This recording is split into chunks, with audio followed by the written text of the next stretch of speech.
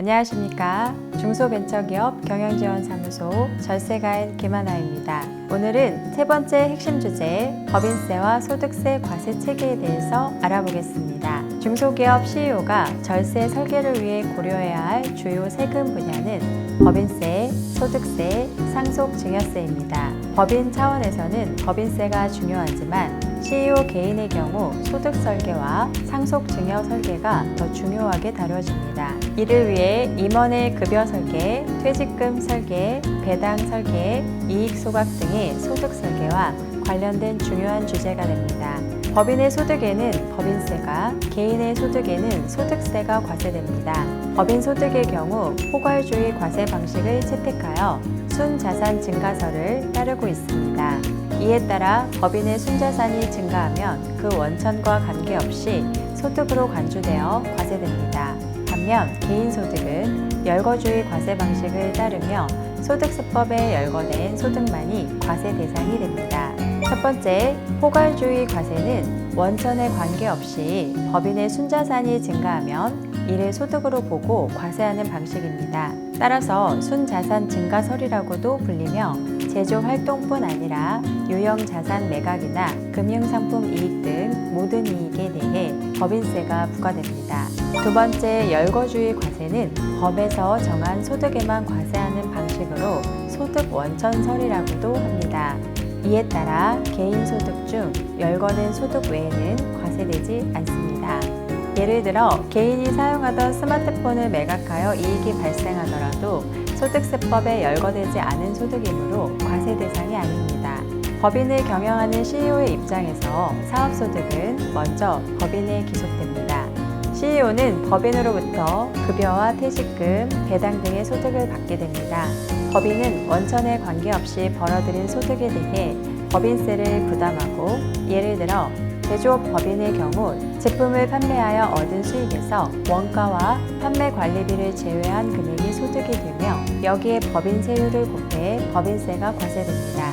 CEO는 급여에 대해 근로소득세, 배당에 대해 배당소득세, 퇴직금에 대해 퇴직소득세를 부담하게 됩니다. 절세가 가능한 소득 설계를 위해 반드시 알아두어야 할 사항들을 차근차근 살펴보도록 하겠습니다. 첫 번째, 법인세와 소득세. 법인세와 소득세는 모두 벌어들인 소득에 부과되는 세금이라는 공통점이 있습니다. 그러나 다음과 같은 차이점도 존재합니다.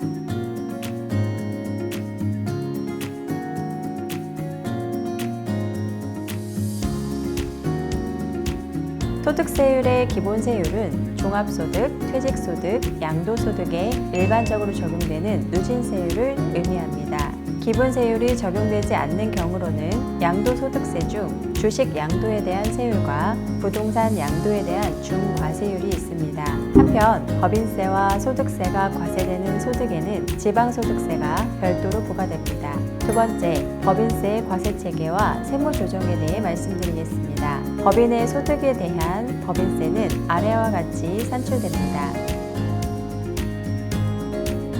세무조정이란 결산서상 당기순이익과 법인세법상 각 사업연도의 소득금액 차이를 조정하는 과정입니다. 이때 법인세를 과세하기 위한 세무상 이익은 다음과 같은 과정을 거쳐 산출됩니다. 위 사례에서 A법인의 각 사업연도 소득은 3억 9,500만 원이며 산출세액은 다음과 같이 계산됩니다.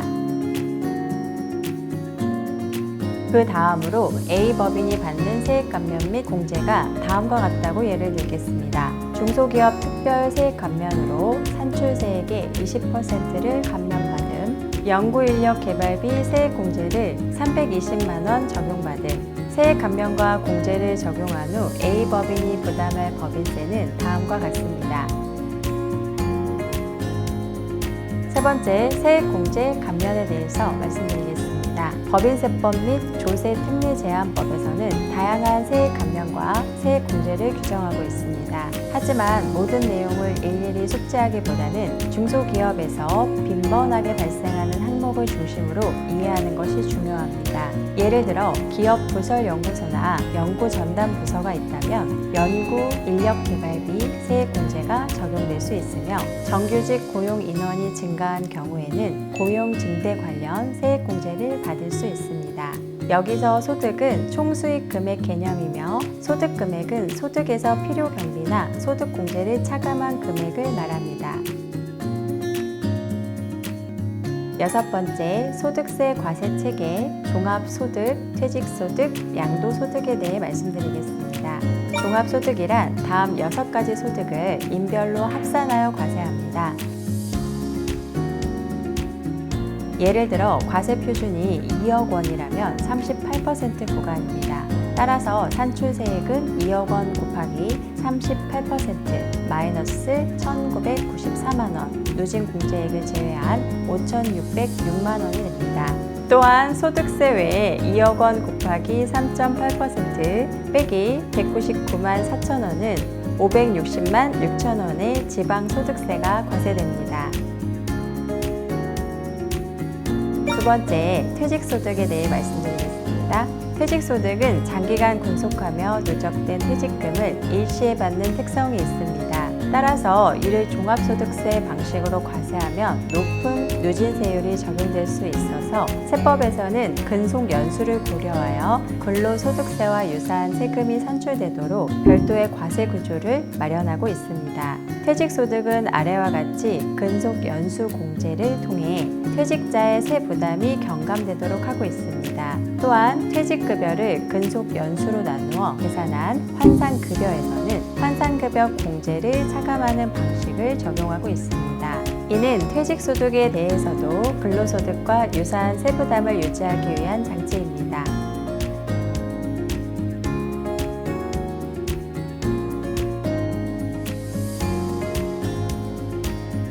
위 사례에서는 20년 동안 근속하여 4억 원의 퇴직금을 수령하셨으므로 근속 연수당 퇴직소득은 2천만 원이 됩니다. 이 경우 퇴직소득세 실효세율은 약 8.5%로 계산되며 이는 일반적인 근로소득에 대한 세부담보다는 낮은 편입니다. 위 사례에서 근로소득세 실효세율은 약 25.5%로 퇴직소득세보다 세부담이 높음을 알 수 있습니다. 세 번째, 양도소득에 대해 말씀드리겠습니다. 양도소득은 개인이 소득세법에서 규정한 과세 대상 자산을 양도할 때 발생하는 소득을 의미합니다. 여기서 양도란 유상 매매뿐 아니라 자산의 교환, 현물 출자, 수용, 경매, 공매, 위자료, 대물 변제, 부담부 증여도 포함이 됩니다. 효과적인 법인 컨설팅을 위해서는 특히 주식 관련 양도소득세에 대한 이해가 중요합니다.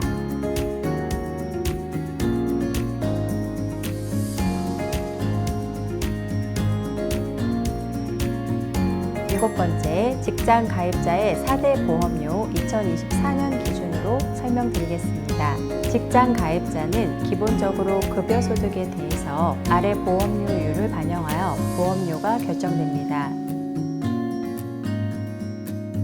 살펴본 바와 같이 건강보험료는 월 소득 상한선이 매우 높습니다. 법인의 임원인 CEO는 고용보험이나 산재보험에 가입할 필요는 없지만 국민연금과 건강보험에는 의무적으로 가입하셔야 합니다. 그런데 국민연금에 비해 건강보험은 월 소득 상한액이 매우 높기 때문에 CEO의 급여와 배당을 설계하실 때 건강보험료 부담이 증가할 수 있다는 점을 고려하셔야 합니다. 또한 급여소득이 있는 CEO가 배당을 연간 2천만 원을 초과하여 받으시면 추가 건강보험료가 부과됩니다. 종전에는 분리 과세되는 이자 배당 소득은 소득평가 대상에서 제외되었습니다.